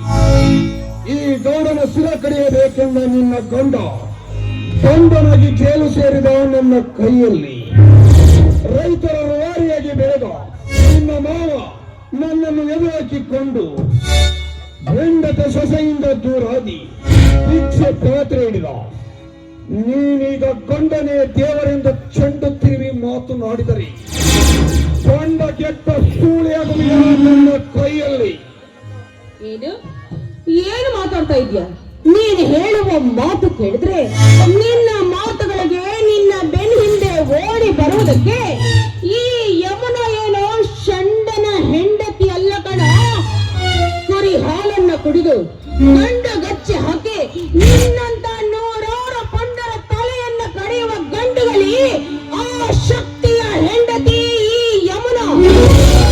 ಅದು ಗೊತ್ತಿಲ್ಲದೆ ನೀನೇನಾದ್ರೂ ಮತ್ತೆ ನನ್ನನ್ನ ಅವಳ ಹೆಣ್ಣು ಅಂತ ತಿಳಿದು ಕೆಳಕಲ ಬಂದದ್ದೇ ನಿಜವಾದ್ರೆ ಅಲ್ಲಿ ಬಿದ್ದಿರುವ ಕುಡುಗೋಲಿನಿಂದ ಹಿಂದೆ ನಿನ್ನ ರಂಡವನ್ನ ಕಡಿದು ಹಾಕಬಿಡ್ತೇನೆ.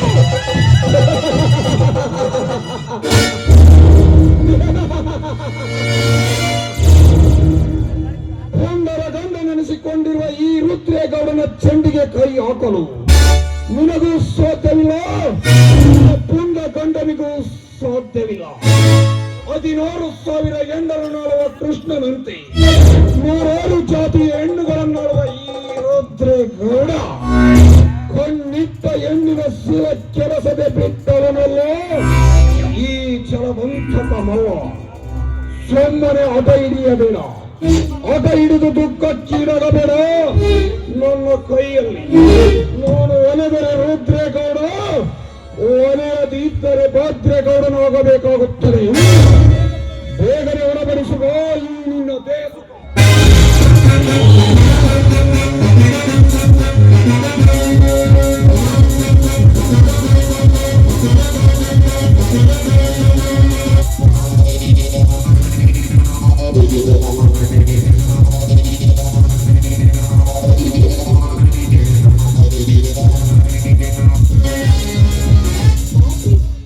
ದೂರ ನಿಂತು ಮಾತನಾಡೋ.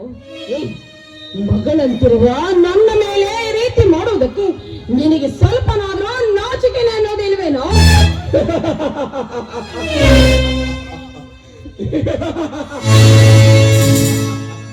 ಮಗಳು ಯಮನ ಸೃಷ್ಟಿಯನ್ನು ನಿರ್ಮಿಸಿದ ಬ್ರಹ್ಮ ತನ್ನ ಮಗಳಾದ ಸರಸ್ವತಿಯನ್ನು ಏಕೆ ಮದುವೆ ಮಾಡಿಕೊಂಡನು? 14 ಲೋಕಕ್ಕೆ ವ್ಯಾಪ್ತಿಸಿಕೊಂಡ ಜಗನ್ಮಾತೆ ಹಿರಿಯರ ಬ್ರಹ್ಮಾದಿಗಳನ್ನು ತೊಟ್ಟಿಲಲಾಕಿ ಹೋಗಿ ಮತ್ತೆ ಏಕೆ ಮಹೇಶ್ವರನನ್ನು ಮದುವೆ ಮಾಡಿಕೊಂಡಳು. ಆಗ ಏಕಚಿತ್ ನೀನೊಂದು ನರಪೇತು ಎಂದು ನಿನ್ನ ಕೈ ಹಿಡಿಯುವುದೇನು ಮಹಾ. ಬೇಗನೆ ನನ್ನ ತೋಟಕ್ಕೆ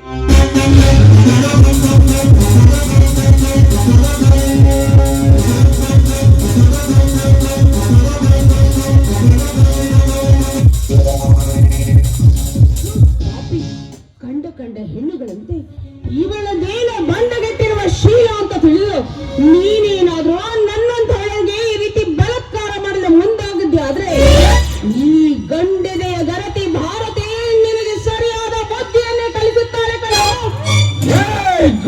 ಭಾರತೀಯ ಮಗಳೇ, ನೀನೆಷ್ಟೇ ಪತಿವ್ರತ ಧರ್ಮದಲ್ಲಿ ಪಾಲು ಬೆಳಗುತ್ತೇನೆಂಬುದನ್ನು ಬಿಚ್ಚಿ ತೋರಿಸಬೇಡ. ನನ್ನ ಮುಂದೆ ಗಂಡ ಜೈಲಿಗೆ ಹೋದನೆಂದು ಮಿಂಡನನ್ನು ಕರೆಸಿ ಗಂಡ ಬಿಟ್ಟ ಗಯ್ಯಾಳಿಯಂತೆ ಮಿಂಡನಿಗೆ ದೇಸುಗಳನ್ನ ಬಿಡಿಸಿ ನಾವನಿಂದ ಮನೆ ಬಿಟ್ಟು ಬಂದ ನೀನ್ಯಾವ ಗರತಿ? ನಾನೊಬ್ಬ ದೊಡ್ಡ ರೈತನ ಹೆಂಡತಿ ಎಂದು ಮಿಂಡನಿಂದ ಓಡಿ ಹೋಗಿ ಮಿಂಡನಿಗೆ ದೇಸುಗಳನ್ನ ಬಿಡಿಸಿದ ನಿನ್ನ ಅಕ್ಕ ಅವನ್ಯಾವ ಮಹಾಗರತಿ? ಏ ಗೌಡ, ನಾಲಿಗೆ ಹಿಡಿತದಲ್ಲಿರಲಿ. ನೋಡು, ನಾನು ನಿರ್ಗತಿಕ ಹೆಣ್ಣಾಗಿರಬಹುದು, ಆದ್ರೆ ನೀನೀಗ ಬಾಯಿಗೆ ಬಂದಂತೆ ಮಾತನಾಡಿದ್ದೆ ನಿಜವಾದ್ರೆ ಮೆಟ್ಟಿಲೆ ಹೊಡೆಯಬೇಕಾದೀತ ಜೋಕೆ.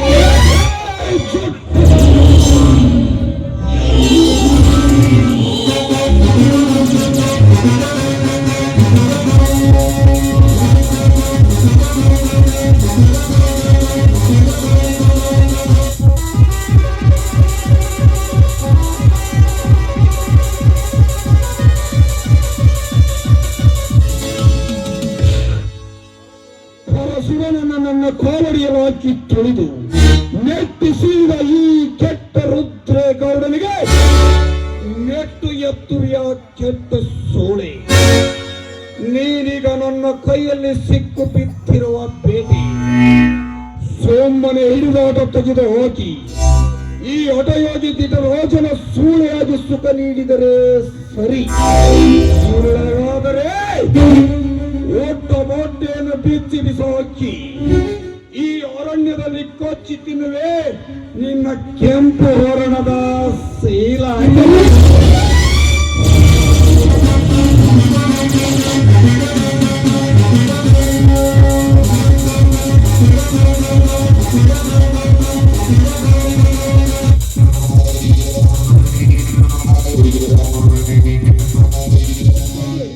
ನೋಡಿ, ದಯವಿಟ್ಟು ನನ್ನ ಮಾತನ್ನು ಕೇಳಿ.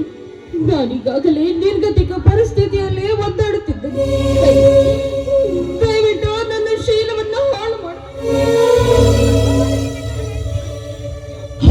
ನೀನೆಷ್ಟೇ ಬಿಕ್ಕಿ ಬಿಕ್ಕಿ ಹೊತ್ತು ಕಣ್ಣೀರಿಟ್ಟರು ಕೈ ಬಿಡಲರ ಈ ರುದ್ರೇಗೌಡ. ಸೋಮನೆ ಒಪ್ಪಿಕೊಂಡು ನನ್ನನ್ನು ಸೇರಿದೆ ಎಂದರೆ ಈ ಶ್ರೀಮಂತನ ಸತಿಯಾಗಿ ಬರುವೆ ಈ ಸಮಾಜದಲ್ಲಿ. ಮುಚ್ಚ ಬಾಯಿನ. ಆ ನಿನ್ನ ಶ್ರೀಮಂತಿಕೆ ನಾನು ಹಾಕಿಕೊಂಡಿರುವ ನನ್ನ ಚಪ್ಪಲಿಯ ಸಮಾನ ಕಣ.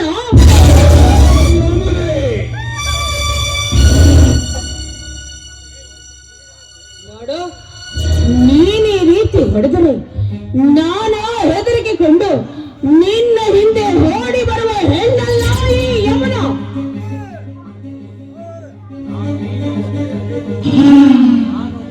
ನೋಡು, ಇದೇ ರೀತಿ ನೀನು ನನ್ನ ಸೀರೆಯ ಸೆರಗನ್ನ ಹಿಡಿದುಕೊಂಡು ನನಗೆ ಪದೇ ಪದೇ ಕಷ್ಟವನ್ನ ಕೊಡುತ್ತಿದ್ದೆ ನಿಜವಾದ್ರೆ ನೋಡುತ್ತಿರುವ ಈ ಸಮಾಜ ಜನ ಎದ್ದು ಬಂದು ನನಗೆ ಬುದ್ಧಿ ಕಲಿಸುತ್ತಾರೆ.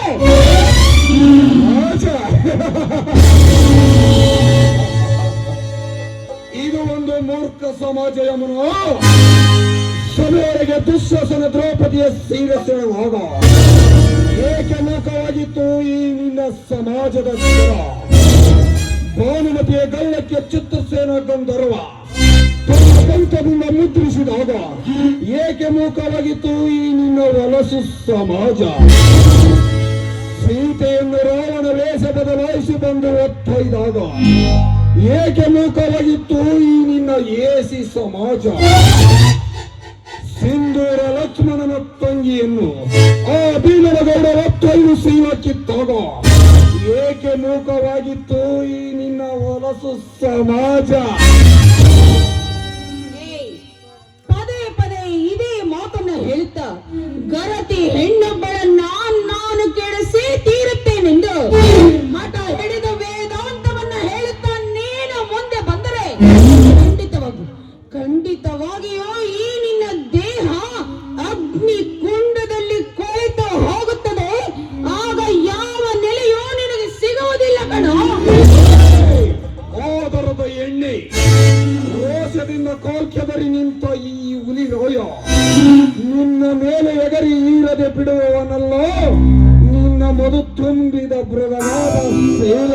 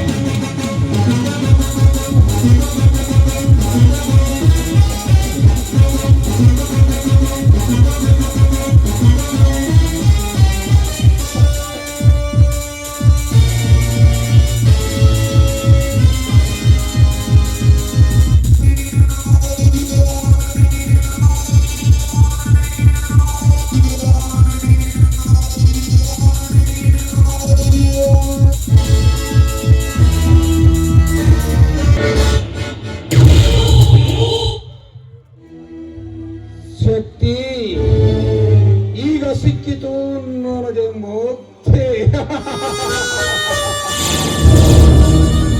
ರೈತನ ಮಾರ್ಪಾಟದಿಂದ ಚೀರಾಡಿ ನನಗೆ ಎದುರಾಗಿ ನಿಂತೆಯಲ್ಲ, ಆ ಸೇಡಿನ ಕಿಡಿ ಒಂದು ಸೀಳಿತು ನಿನ್ನ ಹೆಂಡತಿಯ ಶೀಲವನ್ನು.